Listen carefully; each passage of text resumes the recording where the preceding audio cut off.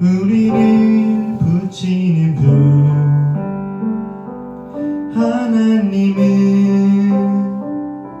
신실하셔서 죄인들의 아바 되어 주시네. 하나님은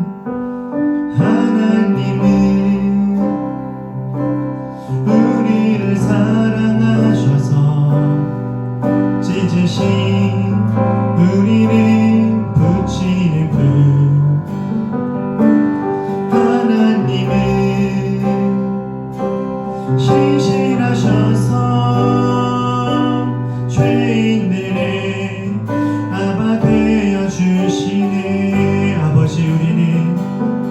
아버지 우리는 죄 지었습니다.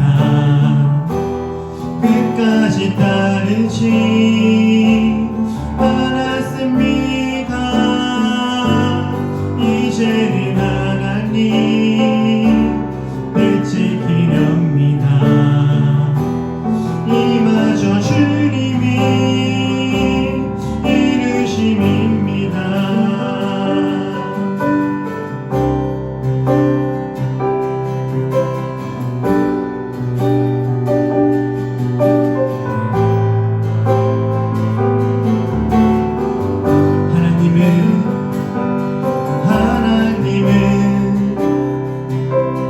우리를 사랑하셔서 찢으신 우리를 붙이는 분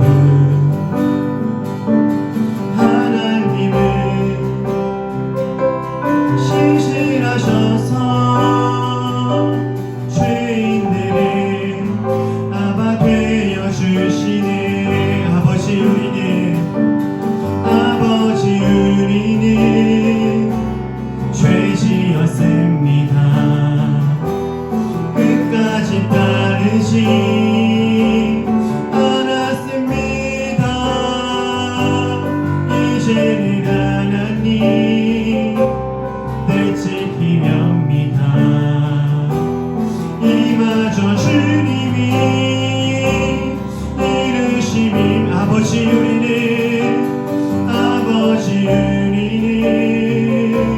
죄 지었습니다. 끝까지 따르지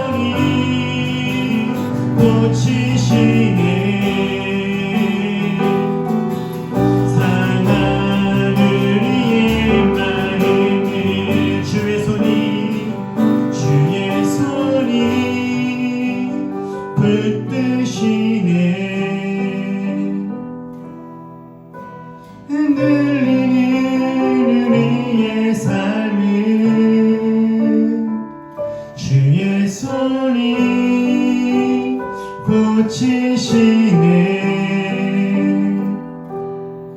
상하늘 위에 한 번 더 고백합시다. 주의 손이 붙드시네.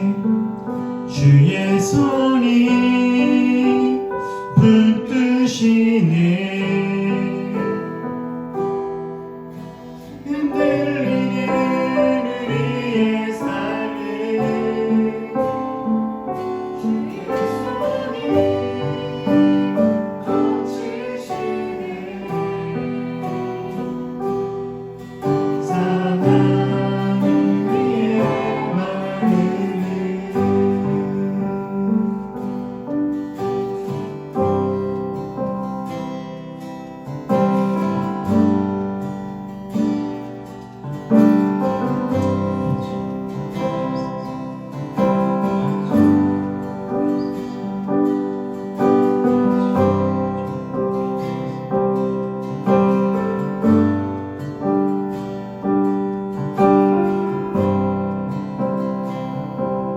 내 아버지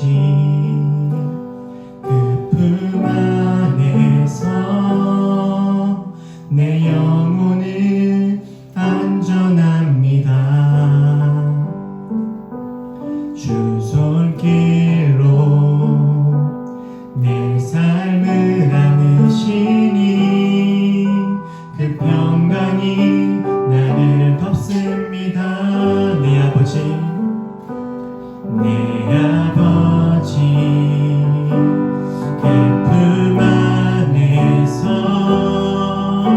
내 영혼은 안전합니다. 주 손길로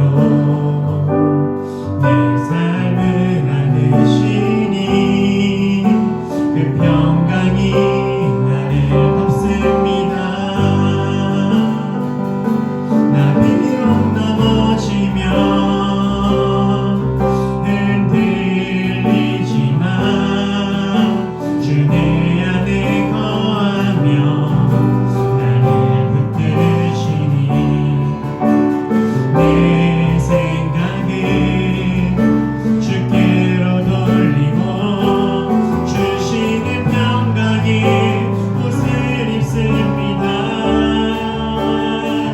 주 약속 안에서 내 영혼 평안을 내 뜻보다 크신 주님의 계획 나 신뢰 두려움 다 내려놓고 주님만을 지혜 주 안에서 내 영혼 안전합니다. 주 약속 안에서 주 약속 안에서 내 영혼 평안을 내 뜻보다 크신 주님의 계획 나 신뢰 두려움 다 내려놓고 주님만을 지혜 주 안에서 내 영혼 안전한 마지막으로 주 약속 안에서 주 약속 안에서 내 영혼 평안을 내 뜻보다 크신 주님의 계획 나 신뢰 두려움 다 내려놓고 주님만을 지혜 주 안에서 내 영혼 안전합니다. 우리 시간은 다 같이 한번 기도할 때 하나님은 한순간도 우리를 잊지 않으시지만 우리는 주님을 잊고 살 때가 너무나 많습니다. 주님을 믿고 따르겠노라고 하지만 삶의 수많은 선택들 속에서 하나님보다 내 뜻을 앞설 때도 참 많았습니다. 우리 시간 주님께 회개하며 기도합시다. 하나님, 우리가 주님을 끝까지 따르지 않았던 것들, 우리가 주님을 믿노라 하면서도 내 뜻을 고집했던 것들, 주님께서 원하시지 않는 것을 알면서도 행했던 것들, 주님이 원하신 것을 알면서도 하지 못했던 것들, 이 시간 돌이키오니 주님 우리를 새롭게 하여 하여 주시옵소서. 주님께 칭찬받는 우리가 될 수 있도록 하나님 우리를 새롭게 변화시켜 주시옵소서. 우리 이제로 다 같이 한 목소리로 함께 기도합시다. 기도하겠습니다. 사랑하는 하나님 아버지, 주님, 우리가 무엇을 해야 하고 우리가 어디로 가야 하고 우리가 무엇을 하지 말아야 할지 우리가 너무 잘 알고 있음에도 불구하고 하나님 그렇게 살지 못했던 시간들이 있음을 고백하며 이 시간 주께 회개하며 기도합니다. 하나님은 한순간도 우리를 잊지 않으시고 우리를 포기하지 않으시고 우리를 품어주시지만 하나님 때때로 우리는 주님을 배신하고 때때로 주님 마음을 아프게 하고 주 뜻이 아니라 내 뜻을 따라 살아갔던 많은 시간들이 있었음을 하나님 이 시간에 우리 솔직히 고백합니다. 하나님 우리 새롭게 되어지기를 소원합니다. 하나님 우리들 새롭게 되어지기를 소원합니다. 새로운 마음과 새로운 삶으로 나아가기를 소원하오니 하나님 우리를 새롭게 하여 주시옵소서. 끝까지 주님을 따라갈 수 있게 하여 주시옵소서. 하나님 우리 끝까지 주님의 길에 걸어갈 수 있도록 인도하여 주시옵소서. 좋은 출발을 하였지만 끝내 돌이키는 모습이 있는 것이 아니라 끝까지 주님께서 원하시는 그 자리에 잘 세워질 수 있도록 주님께서 함께 하시고 우리를 인도하여 주시옵소서. 성령님의 놀라운 은혜가 하나님 우리 한 사람 한 사람 마음 가운데 부어져 하나님 우리들의 마음에 있는 양심을 날카롭게 하며 주님으로 말미암은 놀라운 은혜들을 누리기를 소원하오니 성령 하나님 주의 일을 행하여 주시고 주님의 놀라운 일들을 행하여 주시옵소서.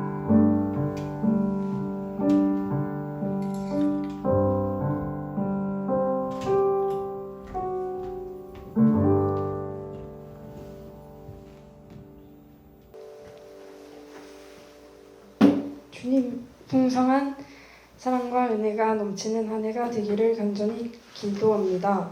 저희의 가정과 직장, 사업장에 평안과 축복을 허락하시고 특별히 주님께서 우리의 피난처가 되심을 더욱 깊이 깨닫는 한 해가 되게 하여 주세요. 주님께서 허락하신 시간과 기회들을 잘 사용하지 못하고 때로는 주님의 뜻을 거스르는 삶으로 살아왔음을 회개합니다. 저희의 연약함을 용서해 주시고 저희가 육신의 건강과 마음의 평안을 얻고 무엇보다 영적으로 풍성한 삶을 살게 해주세요.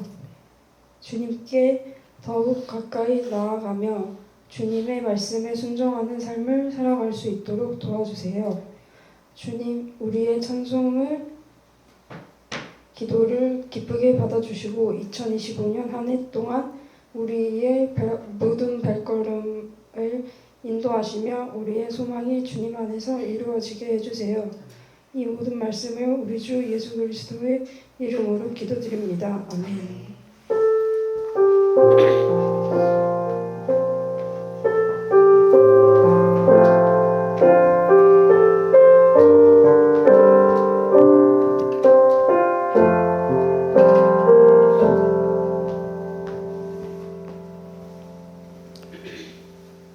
우리 오늘 함께 나눌 말씀은 출애굽기 24장 12절부터 18절까지 한 절씩 교독해서 읽겠습니다. 주님께서 모세에게 말씀하셨다. 너는 내가 있는 산으로 올라와서 여기에서 기다려라. 그러면 내가 백성을 가르치려고 몸소 돌판에 기록한 율법과 계명을 너에게 주겠다.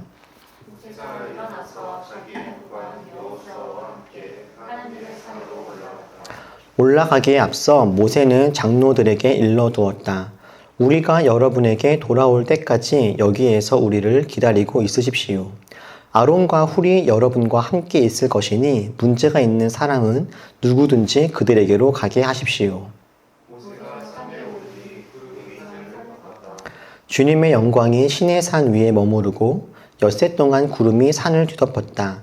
이튿날 주님께서 구름 가운데서 모세를 부르셨다.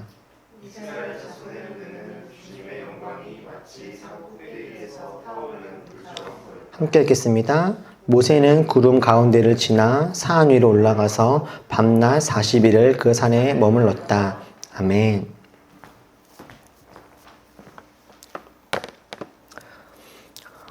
오늘은 우리의 목표, 올해의 목표이기도 하고 앞으로 계속해서 우리 올리브교회가 품고 함께 이루고 싶은 우리의 목표 세 번째 시간으로 우리가 있어야 할 곳이라는 제목을 함께 말씀을 나누려고 합니다. 평범한 일상을 살고 있던 모세를 하나님이 부르셨습니다. 하나님은 모세에게 애굽의 노예로 살고 있던 이스라엘 백성들을 건져내어서 가나안 땅으로 인도하실 것과 그들에게 참된 자유를 주실 것을 말씀하셨습니다. 모세는 하나님의 그 말씀에 순종하기 시작했습니다. 사실 무섭고 겁이 나서 모세는 안 하고 싶었으나 강권적인 하나님의 여러 번의 이은 설득과 명령에 모세는 순종하기로 했죠. 그래서 애굽의 바로 앞으로 나아가서 그 바로 왕과 싸우고 이스라엘 백성들을 설득하고 하나님께 기도하고 노력해서 결국에 애굽을 떠날 수 있게 되었어요. 출애굽한 이후에 애굽 군대가 죽일 듯이 그 이스라엘 백성들을 뒤따라오고 홍해가 그 앞을 가로막기도 했지만 때마다 결국 모세는 하나님의 은혜와 함께 이스라엘을 애굽이 아니라 가나안으로 나아가게 했습니다. 그러나 우리가 다 잘 알다시피 애굽을 떠나 나온 이스라엘은 곧바로 가나안 땅으로 간 것이 아니었습니다. 애굽을 떠나온 이스라엘이 처음 만난 것은 막막한 홍해였고 그 다음 만난 건 자신들을 죽이려고 따라오는 애굽의 군대였습니다. 하나님의 은혜로 홍해를 건너고 애굽의 군대를 피했지만 하나님은 그들을 곧장 가나안으로 보내시는 것이 아니라 광야길로 이끄셨어요. 광야로 나온 이스라엘 사람들은 모세와 하나님께 불평과 원망을 하기 시작합니다. 더우면 덥다, 추우면 춥다, 목이 마르다, 배가 고프다. 이스라엘 백성들은 불편함을 느낄 때마다 모세와 하나님을 원망합니다. 지금까지 애굽의 왕에게는 단 한마디도 하지 못했던 이들이 모세에게는 그리고 하나님에게는 이상하리만큼 쉽게 불평과 원망을 내뱉습니다. 오늘 우리가 함께 읽은 본문은요, 모세가 이스라엘 백성을 이끌고 애굽에서 나와서 이제 막 홍해를 걷는 다음에 광야로 들어온 직후입니다. 모세가 이스라엘을 이끌어서 애굽을 나온 지 1년도 채 되지 않은 한 3개월밖에 되지 않은 출애굽하고 오늘 본문의 배경인 그 시내산에 이르기까지 약 3개월 정도가 걸렸는데요. 이제 한 100일밖에 지나지 않은 그런 시간이에요. 그런데 이 짧은 시간 동안 모세는 자기가 지금 이끌고 있는 이스라엘 백성들로부터 여러 번 불평과 원망을 듣는 것은 물론이고 심지어 자기를 돌로 쳐서 죽이려고 하는 그런 생명의 위협까지 몇 번이나 겪습니다. 여러분들은 누군가에게 미움받아 보신 적 있으십니까? 누군가가 여러분들을 죽이겠다라고 협박 들어보신 적 있으세요? 여러분, 사람들이 돌로 자기를 치려고 합니다. 모세는 지금 어떤 마음이 들까요? 지금의 모세는, 오늘 본문에서의 모세는요, 많이 힘들었을 겁니다. 모세는 지금 자기가 하고 싶어서 여기까지 온 게 아니에요. 하나님께서 말씀을 하셔서, 주님께서 명령하셔서 자기가 안 하겠다라고 했는데 주님께서 하라고 하셔서 그래서 여기까지 온 겁니다. 이스라엘 백성들이 불쌍하고 안타까워서 모세는 순종한 것 뿐이죠. 그런데 자기에게 돌아오는 이스라엘 백성들의 반응은 원망, 불평, 분노, 그리고 살해 위협, 이런 것들이어서 모세의 마음을 너무나 아프게 했어요. 그래서 모세는요, 하나님께 이렇게 기도하기도 합니다. 하나님, 제가 이 백성들에게 도대체 어떻게 해야겠습니까? 하나님께 외쳤던 모세의 이 기도는 탄식이고 억울함이며 애통입니다. 주님, 제가 도대체 어떻게 해야 합니까? 주님 말씀 따라서 했더니 사람들은 나를 이렇게 몰아세웁니다. 저는 도대체 이 상황에서 어떻게 살아가야 합니까?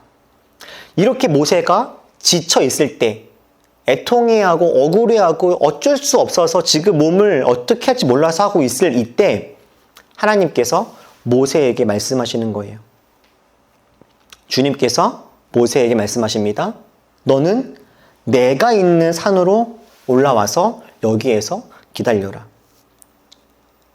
힘들어서 아프다고 주님께 저 어떻게 해야 됩니까? 라고 그렇게 이야기하고 기도하는 모세에게 하나님은요, 이제 너 혼자 산 위로 올라오라고 하세요. 그리고 모세가 산 위로 올라오자 하나님은 모세에게 큰 선물을 주십니다. 우리 16절만 같이 한번 읽어볼까요? 16절 시작. 주님의 영광이 신의 산 위에 머무르고 엿새 동안 구름이 산을 뒤덮었다. 이튿날 주님께서 구름 가운데서 모세를 부르셨다. 산 밑에서 이스라엘 사람들과 함께 너무나 힘들고 지친 시간들을 보냈던 모세는 하나님 말씀에 따라서 산 위로 올라왔어요. 그런데 산 위에 올라갔더니 하나님은 그 산 위에서 하나님의 영광을 모세에게 보여주십니다. 그리고 모세와 말씀하세요. 모세에게 말씀을 주시고 우리가 알고 있는 10계명 여러 가지 계명들을 전하십니다. 그렇게 모세는 산 위에서 하나님의 놀라운 영광이 덮여있는 그 곳에서 황홀한 시간들을 보내게 돼요. 지금 모세가 올라간 그 산 위에는 자신을 힘들게 하는 사람들이 한 명도 없습니다. 자신을 괴롭히는 사람들이 한 명도 없어요. 그 산 위에는 자신이 중요하게 결정해야 될 어떤 업무나 일이 있는 것도 아닙니다. 그곳에는 오직 하나님과 하나님의 영광만이 있어요. 주님의 사랑이 가득합니다. 산 위에는 자기를 칭찬하시는 그 하나님의 넓음으로 가득합니다. 그동안 고생했다, 애썼다, 수고했다, 고맙다. 하나님과 모세는 지금 이런 시간들을 보내고 있어요. 이렇게 시내산에서 무려 40일 동안 하나님 품에 안겨서 하나님이 주시는 은혜, 말씀, 위로, 사랑, 격려, 칭찬, 이 은혜들을 받아 누리던 이 모세였는데, 이 모세에게 하나님이요, 가슴 철렁한 이야기를 하나 하십니다. 그게 이 말씀이에요. 뭐라고 하십니까? 여호와께서 모세에게 이르시되 너는 내려가라. 하나님이 40일 동안 산 위에서 영광 속에서 모세를 만나시고 모세와 함께 하셨는데, 어느 날 주님께서 모세에게 말씀하시는 거예요. 너는 내려가라. 하나님은 모세에게 이제 그만 시내산 위, 하나님의 영광의 품, 주님 말씀이 있었던 곳, 하나님의 사랑과 은혜가 가득했던 그 곳에서 이제는 그만 내려가라 라고 하시는 거예요. 왜 그랬을까요? 모세는 왜 내려가야 할까요? 하나님은 모세를 왜 산 위에 머무르게 하지 않으시고 내려보내실까요? 하나님이 모세로 말미암아 산 밑으로 이제 내려가라 라고 말씀하신 것은 이 때문이었습니다. 너가 애굽 땅에서 인도해낸 너의 백성, 이스라엘 백성들이 부패했기 때문이다 라는 거죠. 지금까지 하나님 말씀을 대언하고 하나님께서 말씀하시는 방향으로 이스라엘 백성들을 인도했던 모세가 눈에 보이지 않자 이스라엘 사람들은 금세 자기들 안에 있는 죄의 본성을 드러냈습니다.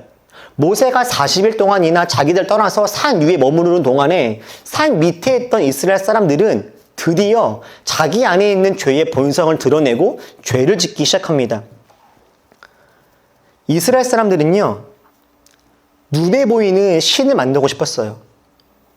그들은 금으로 송아지를 만듭니다. 그리고 그 송아지에게 이름을 붙이죠. 하나님이라는 이름이요. 그리고 그 앞에서 우상 숭배를 합니다. 이스라엘 사람들이 지금 하나님을 완전히 버린 것이 아닙니다. 바알을 섬긴 것도 아닙니다. 이스라엘 사람들은 다만 금송아지를 만들고 그 금송아지에 하나님이라고 하는 이름을 붙였습니다. 그리고 그 밑에서 뛰어놀며 제사도 지내고 그렇게 지냈습니다. 제사 지내고 남은 그 음식을 먹고 뛰고 마시고 즐겁게 지낸 거예요. 다시 말하면 하나님이라고 하는 금송아지를 만든 다음에 그 밑에서 자기들이 하고 싶은 예배를 드린 거예요. 그들이 하고 싶은 예배는 하나님이 원하시는 예배와는 달랐습니다.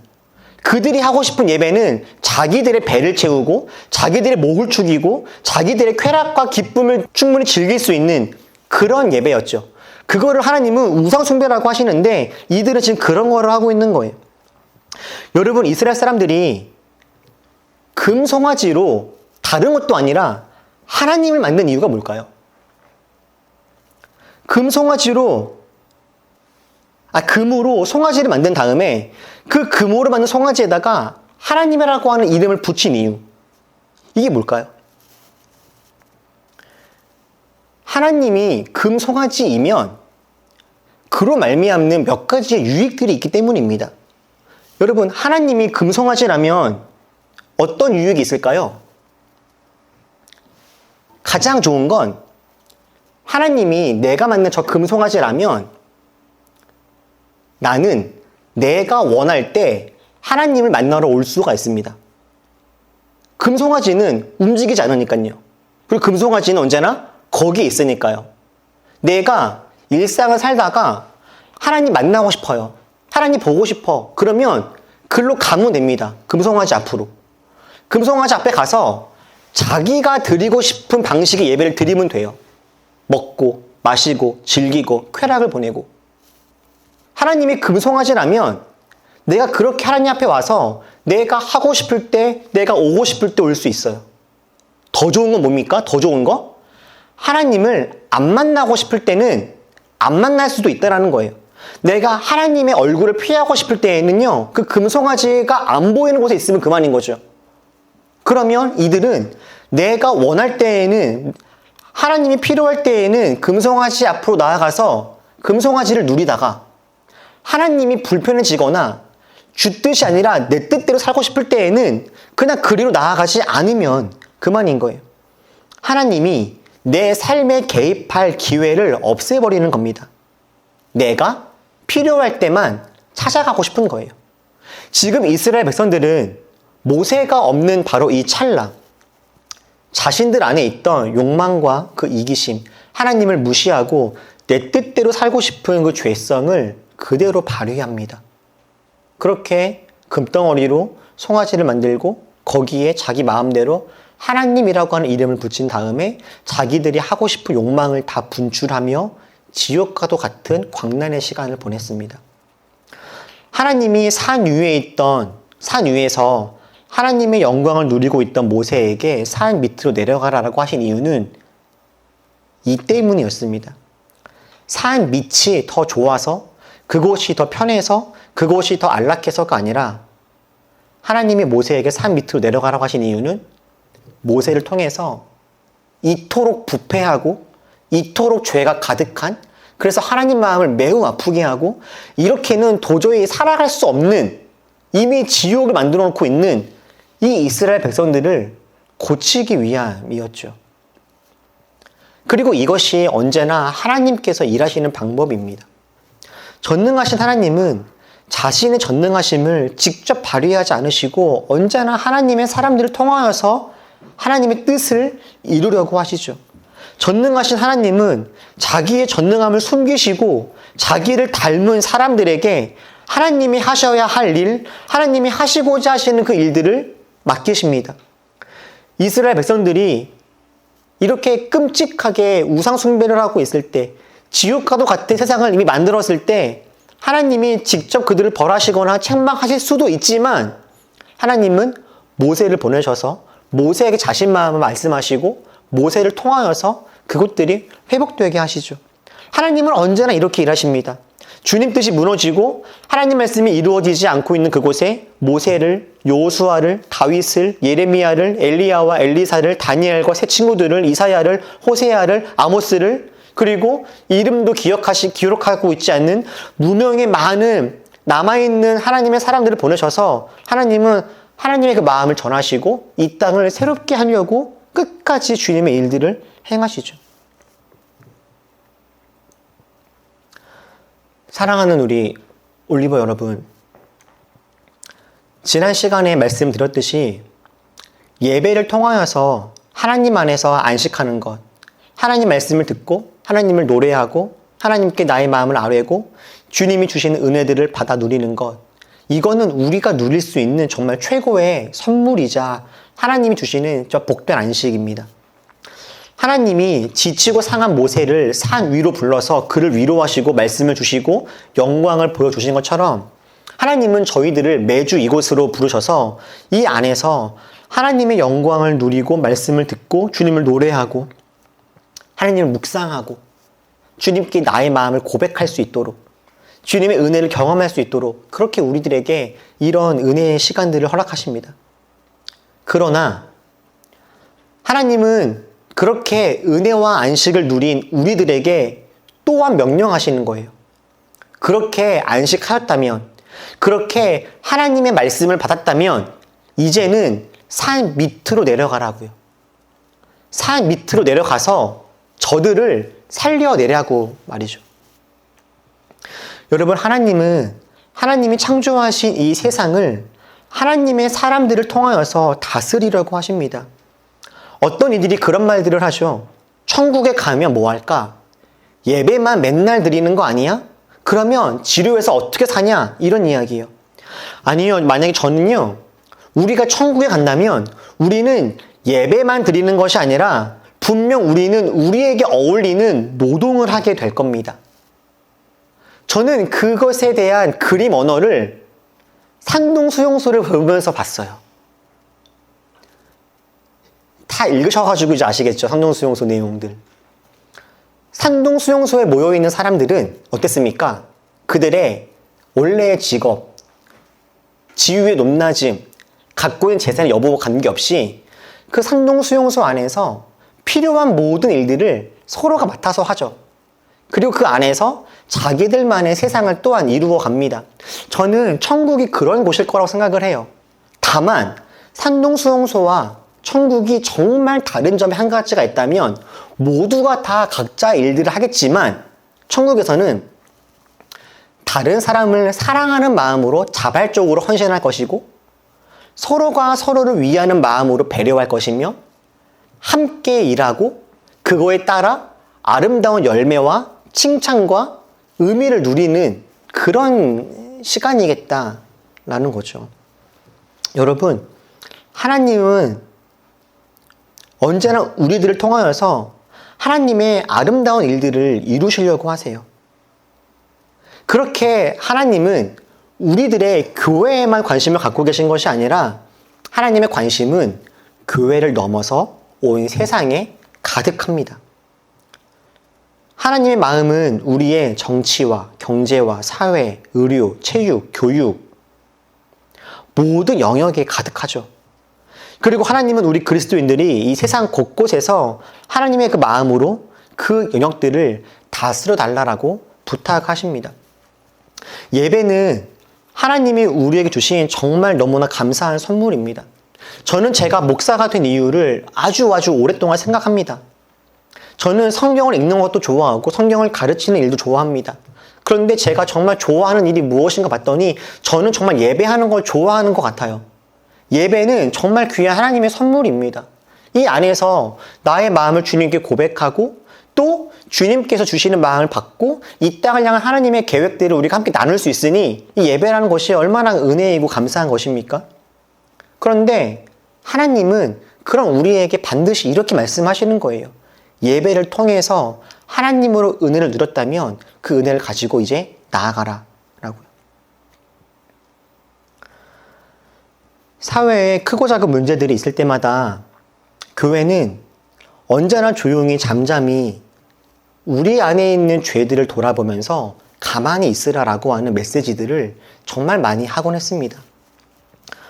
누군가 독재를 하고 불법을 저지르고 악행을 자행하고 있어도 죄 없는 자가 돌로 쳐야 되는 거 아닙니까? 라고 이야기하면서 하나님이 행하실 터이니 그리스도인들은 자기 죄를 돌아보며 교회 안에 머물러 있으라라는 이야기가 아주 오랜 시간 많이 나왔었어요.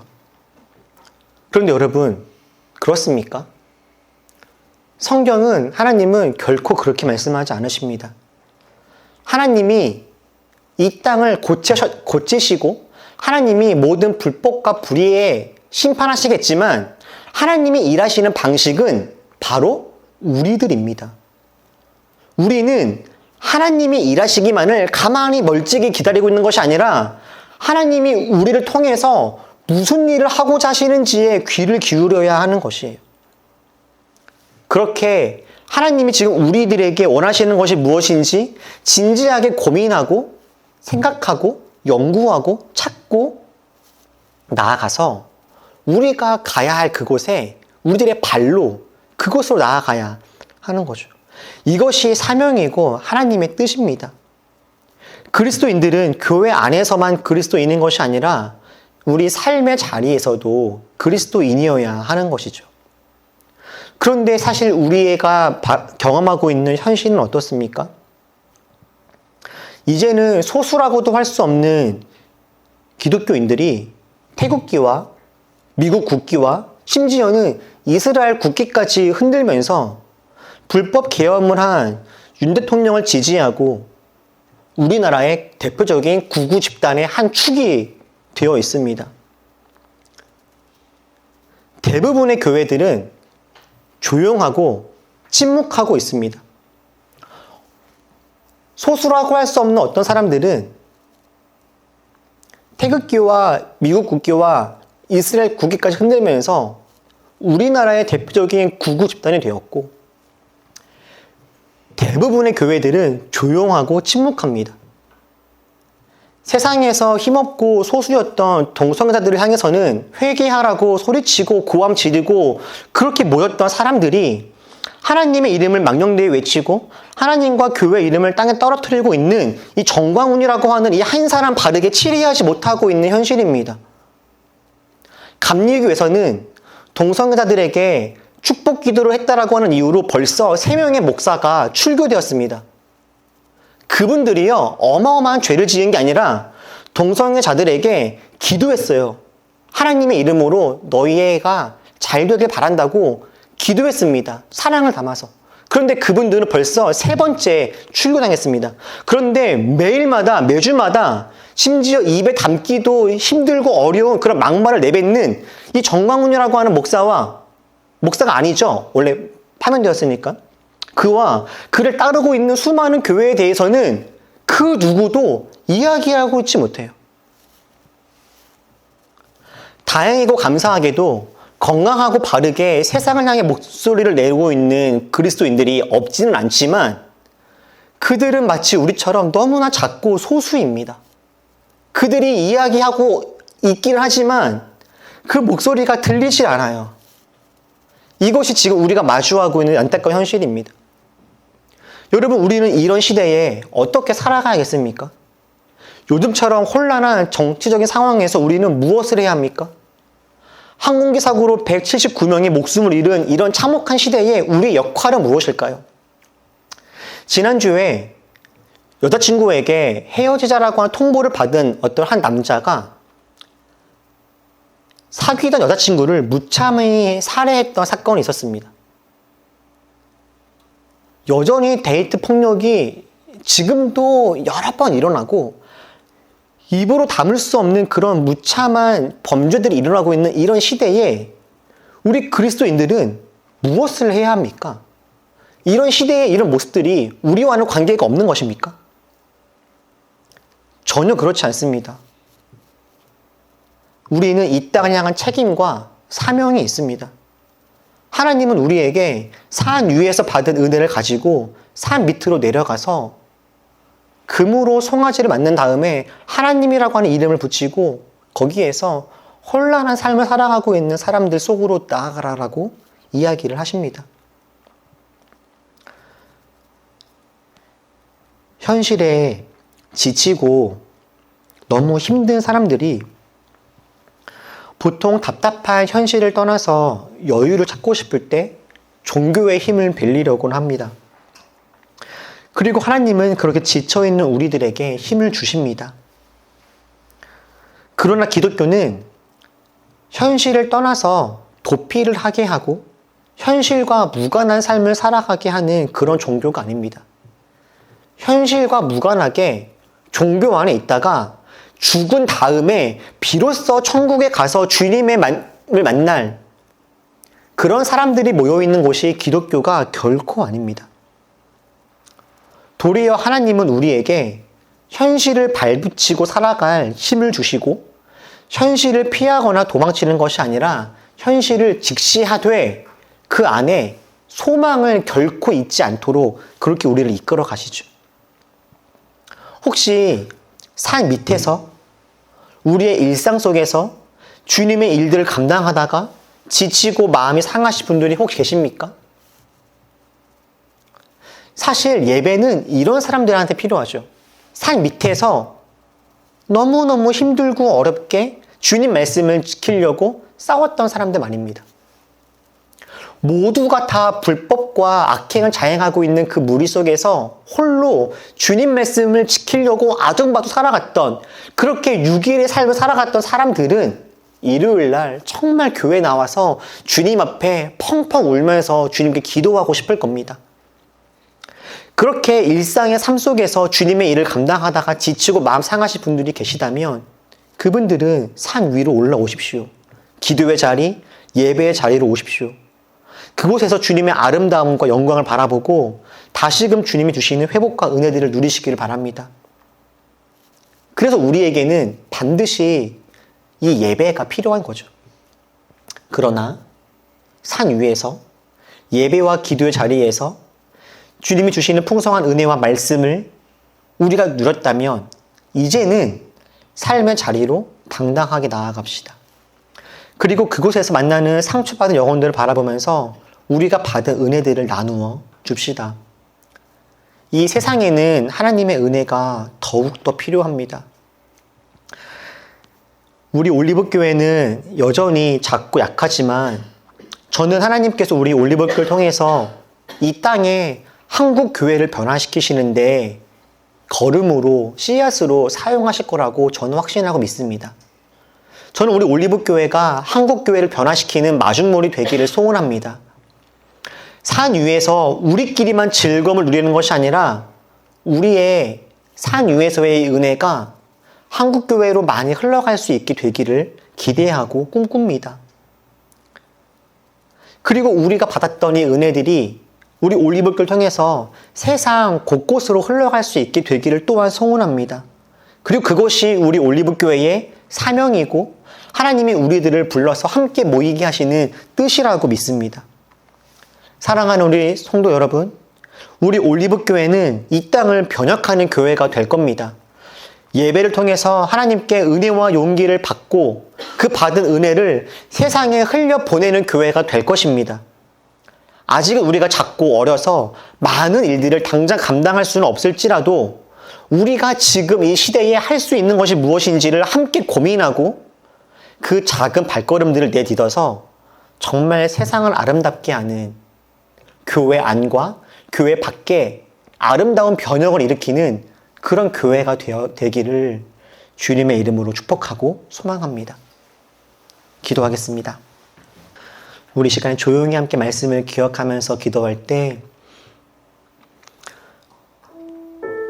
우리와 우리 교회를 향한 하나님의 뜻과 마음들이 있을 것입니다. 하나님, 우리를 통하여서 교회 안과 교회 밖에 아름다운 변화가 일어나기를 소원하오니 주님, 우리를 사용하여 주시고 지금처럼 혼란스러운 이때에 우리가 어떻게 살아가야 할지 우리에게 지혜를 주옵소서.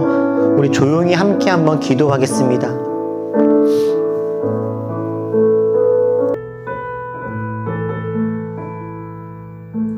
하나님, 우리를 사용하여 주시옵소서. 우리를 통하여서 한국의 교회가 그리고 우리가 살아가고 이 땅이 변화되게 하여 주시옵소서. 우리 이런 마음으로 함께 찬양하고 고백합시다.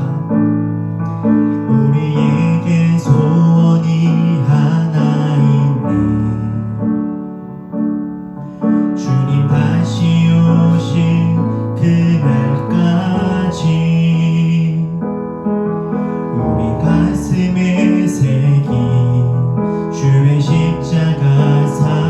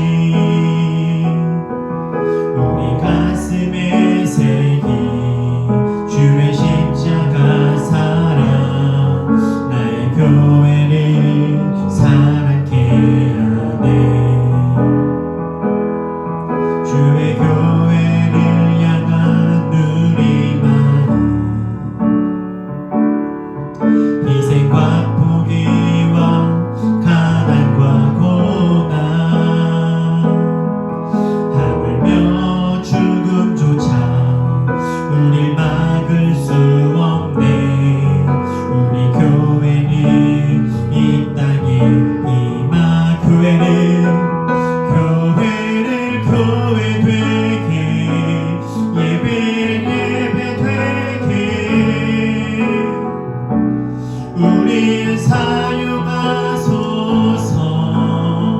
진정한 북의 날 오늘이 마도록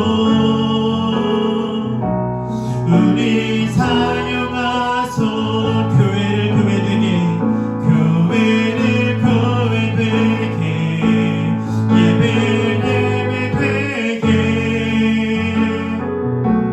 우리 사용하소서 진정한 북의 날 오늘이 마도록 우리 사용하소서. 우리 시간 함께 기도할 때 하나님 우리를 사용하여 주시옵소서. 우리가 산 위에서 머물러 있는 교회가 되지 않고 산 밑에 내려가 마땅히 우리가 감당해야 할 사명을 감당하는 교회가 되겠습니다. 교회를 교회 되게 이 땅을 살리는 아름다운 교회 될 수 있도록 하나님 우리를 사용하셔서 주 뜻을 이루어 주시옵소서라고 우리를 다 같이 한 목소리로 함께 기도하겠습니다. 기도합시다. 사랑의 하나님 아버지, 주여 우리를 사용하여 주시옵소서. 하나님 우리를 사용하여 주시옵소서. 하나님 우리를 사용하여 주시옵소서. 주님이 우리를 교회로 부르시고 함께 주님 말씀을 듣게 하시니 함께 예배하게 하시니 함께 삶 위에서 주의 영광 보게 하사오니 하나님 이제는 우리를 통하여서 주님께서 원하시는 놀라운 회복과 생명의 일들이 이루어질 수 있도록 하나님 인도하여 주시옵소서.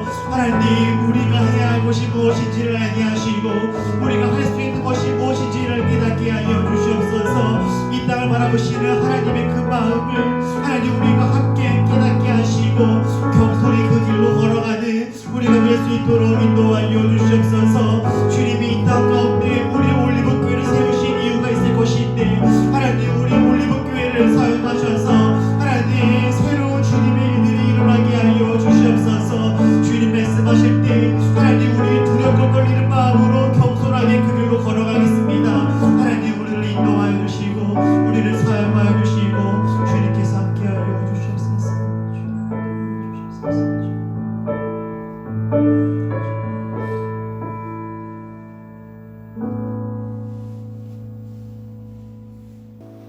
성령 하나님, 주님께서 우리를 부르신 이유와 뜻이 있을 줄 압니다.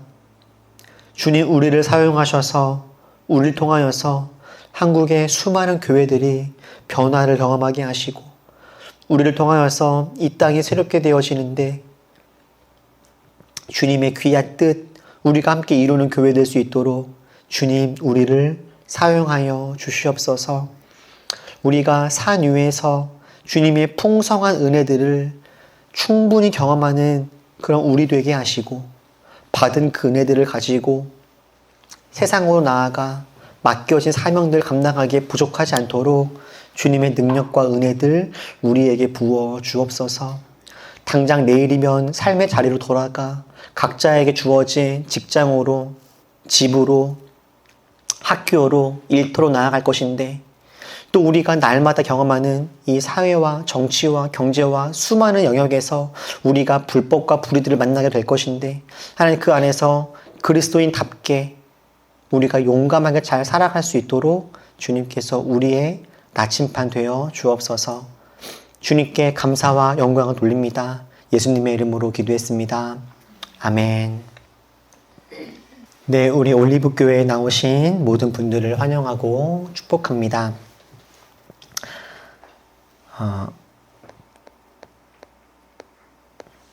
우리가 지난주에 첫 번째 집사 임직식이 있었죠.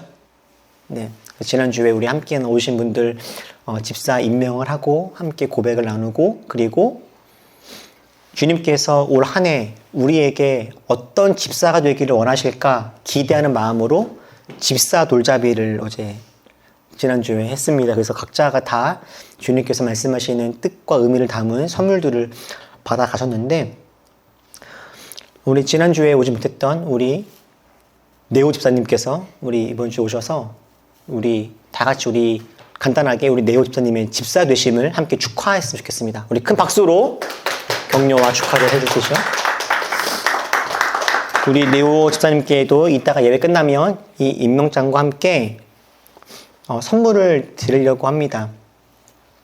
지난주에 다 선물을 이렇게 뽑아 가셨고요.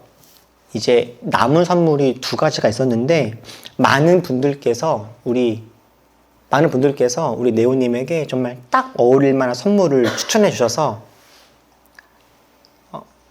올 1년 주님께서 나를 이런 집사로 부르시는구나 확인할 수 있는 선물이 있는데 2층에서 이따가 전달해 드리도록 하겠습니다.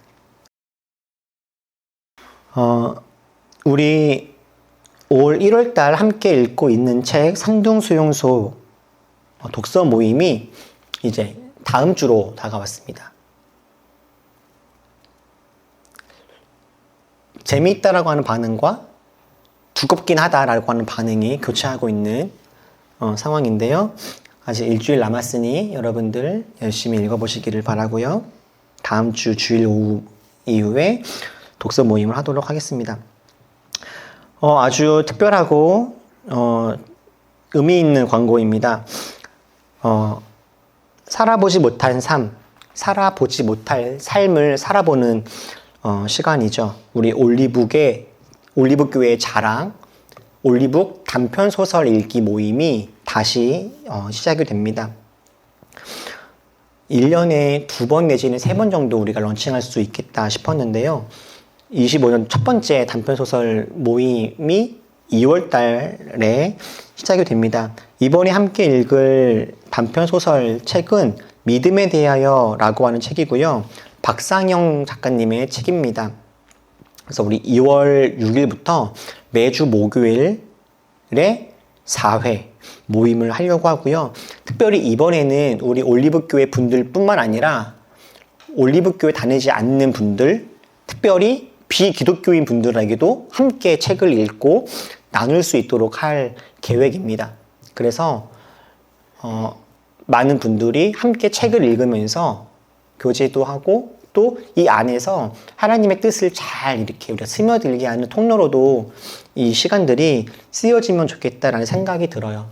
그래서 저희가 이제 이 독서 모임을 통해서 이 파주 지역에도 우리 올리브교회의 사명들을 좀 감당할 수 있는 일들이 이제 잘 열려지기를 또 기대하는 마음을 가지고 있는데, 이 올리북 단편소설 모임을 통하여서 우리 올리버 분들 뿐만 아니라 이 파주 지역에 있는 하나님 말씀이 필요한 분들, 함께 책을 읽고 세상을 고민해보고 싶어하는 많은 분들에게 이 좋은 기회가 닿기를 여러분들도 함께 관심 가지고 기도해 주시면 좋겠습니다. 교육자 공정입니다. 이번 주 저는 내일부터 월화수 3일 동안 세미나에 다녀오게 될 겁니다. 그래서 가평으로 가서